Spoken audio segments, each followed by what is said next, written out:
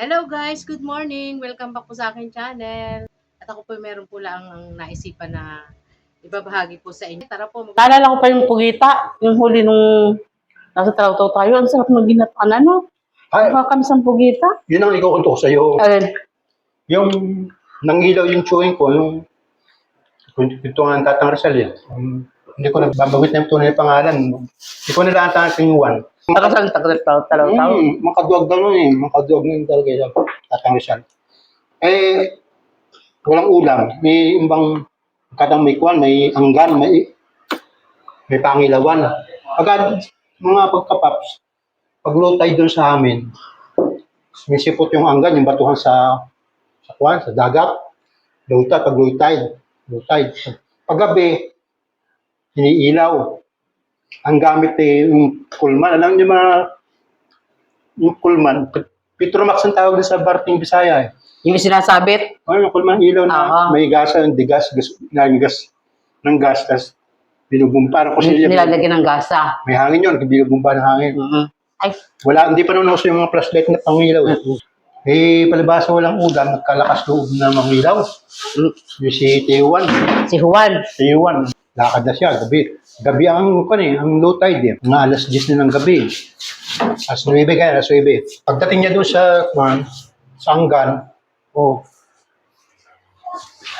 nakakuha na siya ng pugita, ayan. Pugita talaga nakuha niya? Yung crabs, yung alimongan ba? Alam mo yung alimongan? Oo. Guys, alam niyo yung alimongan, guys? Yung parang alimango. Alimongan yung crabs na mapula tapos si isda, nakakuha siyang butbutan. Alam mo yung butbutan, yung butbutan guys, yung parang butete, alam niyo yung butete, yung pagkakaiba na nun ng butbutan sa butete, ang butbutan yung may mga tinik-tinik, kinakain yun. Parang salungo. Parang ganun, pero masarap iniyaw yun. Nakahuli, malaki. Ay nung lakad na siya doon, ang lalagay niya yung bigyat, yung bang parang basket na gawa sa ratan. Yung nilalagay sa likod. Nasa baywang yun. Sa baywang. Bigyat ang tawag sa amin nun eh.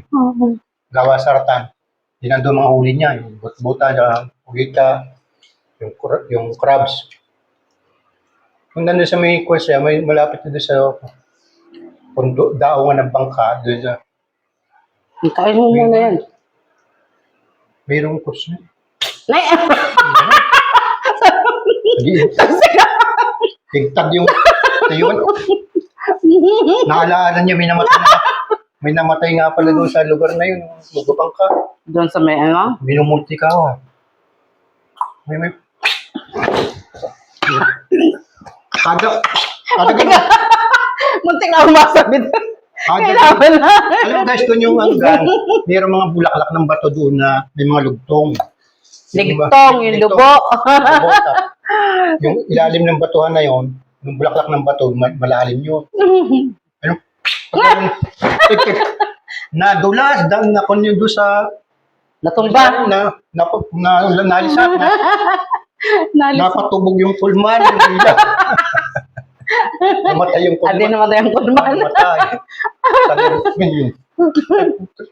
Lalo natakot, madilim. Duwag pala. Duwag. Kapapauwi.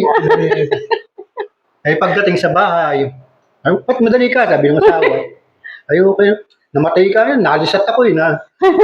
Nako na ko eh. Namatang ilaw. Vegan. May huli ka naman. Ay, inilagay sa kwan. Isinali sa batya. Pag saling niyang gano'n, buhay mo pala yung butbutan. Yung butbutan. Ay, yung pala butbutan. Butbutan pala. Butbutan pala na kinatataon.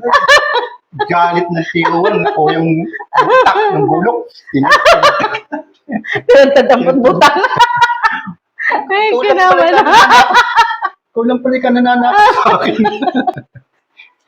Ay, naman, butbutan yan. Loko talagang tatanggap. Hindi ko alam kung totoo yun. Okay, guys. Tara po. Di po ba nakakatawa? Okay po, maraming po salamat sa panonood. Salamat. Hanggang sa muli. Thank you po. God bless.